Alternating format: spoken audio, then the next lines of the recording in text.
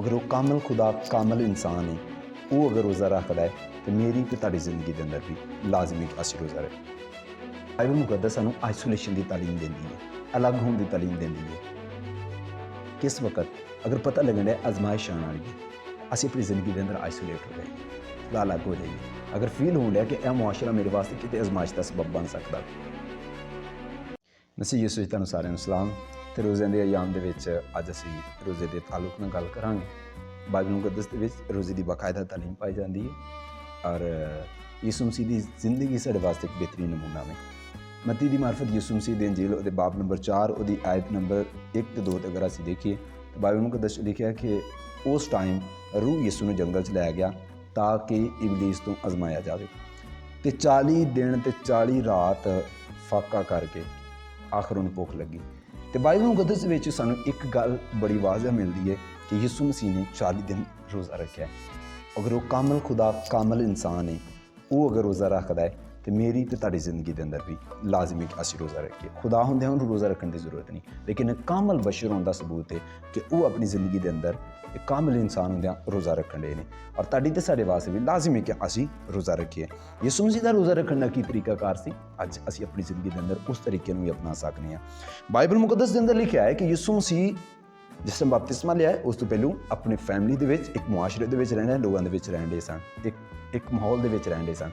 लेकिन जिवें ही मिनिस्ट्री का आगाज़ करना सी, जिवें ही खिदमत का आगाज़ करना सी, जिवें काम का आगाज़ करने वाले सन, कुछ वड्डा करने वाले सन, उस तो पहले यीशु मसीह अलग किए गए। अलग किए गए किस जगह तो? उस मुआशरे जिस मुआशरे च रहंदे सन, उन्होंने लोगों तो जिन्होंने लोगों के दरम्यान है सन, उन्होंने आइसोलेट किया गया। तो बाइबल मुकद्दस के अंदर सानू एक गल की तालीम मिलती है कि बाइबल मुकद्दस सानू आइसोलेशन की तालीम देती है, अलग होने की तालीम देती है। किस वक्त अगर पता लगन है आजमाइश आने वाली है, असी अपनी जिंदगी के अंदर आइसोलेट हो जाइए, थोड़ा अलग हो जाइए।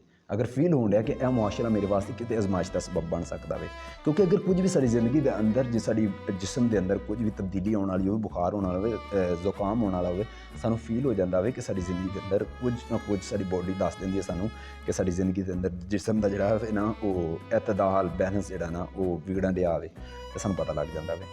तो सानू माहौल तो पता लगता होंदा है कि इस जगह पर बहन तू, इस जगह पर खलोण तू, यह गल सुनने तो बाद इस रहन की वजह तो मेरी जिंदगी पर की असर हो सकता है।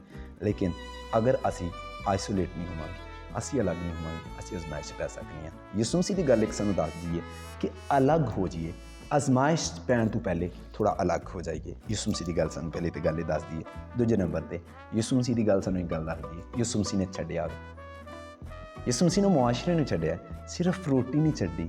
फाका लिखा है सिर्फ रोटी नहीं छड्डी।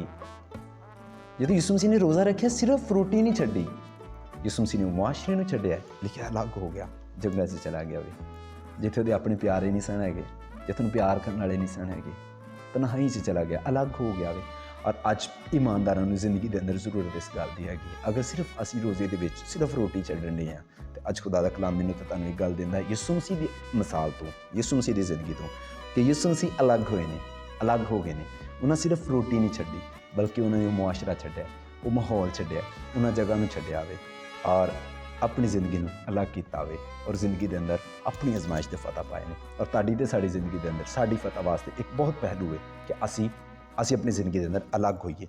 और बाइबल मुकद्दस के अंदर मैनूं तो तुहानूं एक बहुत खूबसूरत गल मिलती है जिहदे विच असी सीख सकते हैं इस वक्त दे विच कि असी अपनी जिंदगी के अंदर आइसोलेशन की अपनी जिंदगी के अंदर आदत बनाइए, अलग होने की आदत बनाइए। मत्ती 6:6 के विच लिखा है, मत्ती दी मार्फत यीशु मसीह दी इंजील छठा बाब छठी आयत विच लिखा है कि जब तू दुआ करे तो कोठरी में जा, दरवाज़ा बंद कर।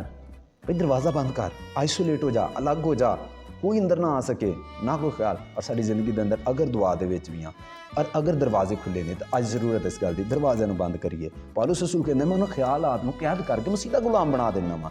और साड़ी जिंदगी के अंदर जरूरत है अगर खिड़कियाँ खुलियाँ ने, दरवाजे खुले हैं तो आइए आइसोलेट करिए और दरवाज़ा बंद करिए, दरवाजे बंद करिए, कैद करिए और यीशु मसीह की हज़ूरी दे विच लैके आ जाइए उन्होंने।